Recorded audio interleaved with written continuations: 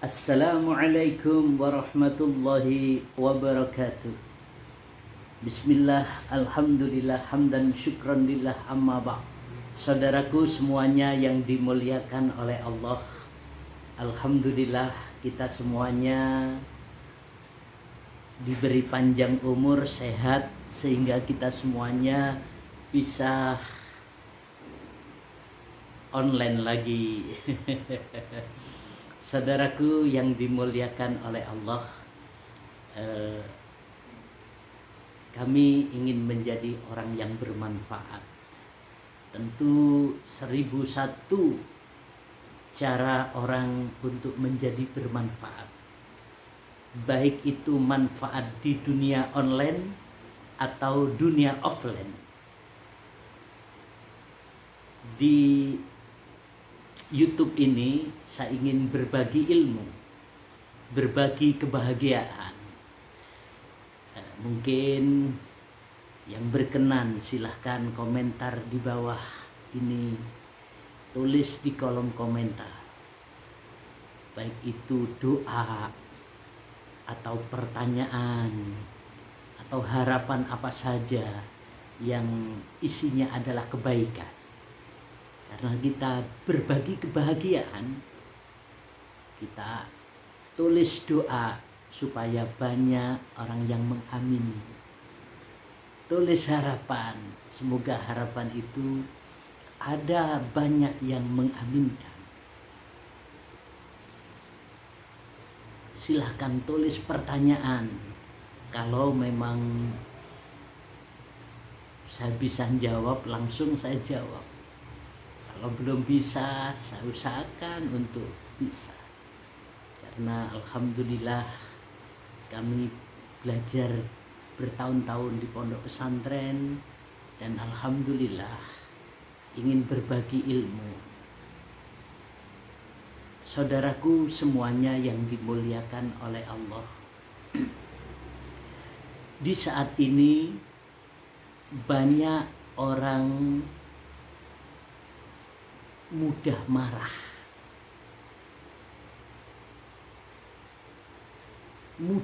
sedikit-sedikit marah. Memang di dunia ini macam-macam. Ada orang yang mudah marah tapi mudah memaafkan. Ada orang yang sulit marah tapi juga sulit memaafkan.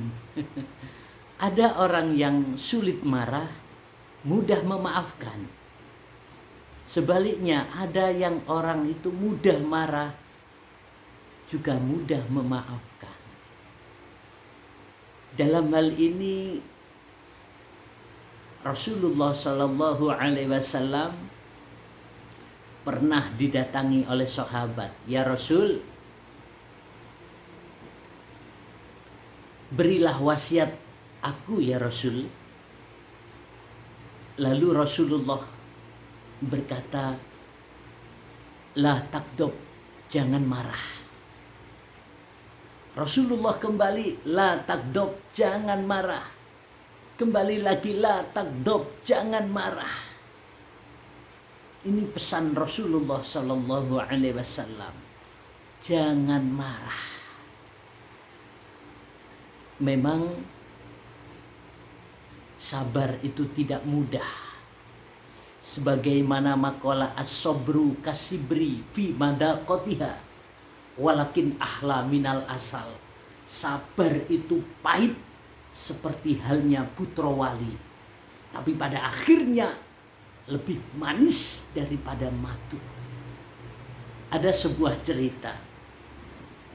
Ada seorang santri datang kepada seorang kiai. Kiai, saya ini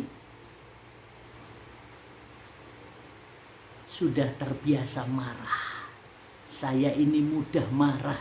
Ya Pak Yai, kata Pak Yai, ini diberi bekal paku dengan palu. nanti kamu setiap mau marah, jangan marahi orang, tapi paku ini kamu tancapkan di pohon. Setiap dia mau marah, megang paku lalu ditancapkan di pohon.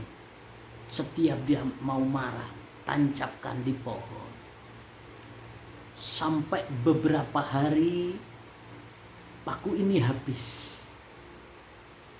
Seorang santri ini datang kepada seorang kiai, "Pak Yai, paku saya ini sudah habis, Pak Yai." "Lalu bagaimana, Pak Yai?" Kata Pak Kiai, "Cabut semuanya. Kalau pakumu sudah habis, cabut semuanya.